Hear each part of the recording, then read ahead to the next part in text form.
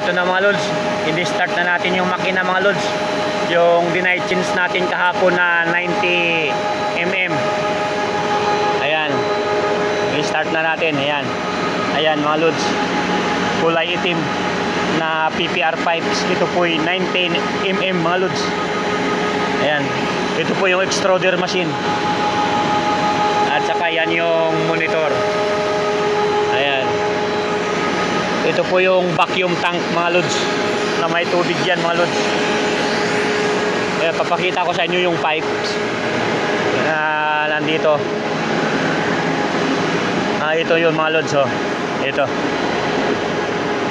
PPR 90 mm mga lods. PPR pipes mga lods ito.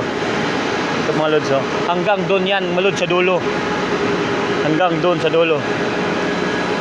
Oh, ito po yung spray bath. Kailangan ng ganyan palamigin kasi sobrang init mga lods. Ayan, hanggang doon mga lods. Ito pa oh. Hanggang doon sa dulo. Hanggang doon sa cutter mga lods. Ang haba nito mga lods, nasa 50 meters ang haba nito mga lods. Ayan mga lods.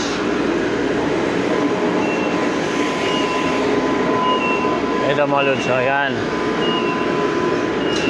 Ayan. Ito yung hull off mga lods, yan. Yan ang hull off mga lods. Ito yung hull off. At saka ito yung cutter mga lods.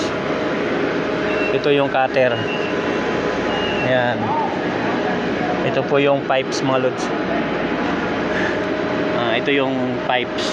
Ayan mga lods. Ayan. Ayan. Maraming salamat sa inyong panonood. Please subscribe my YouTube channel. Thank you.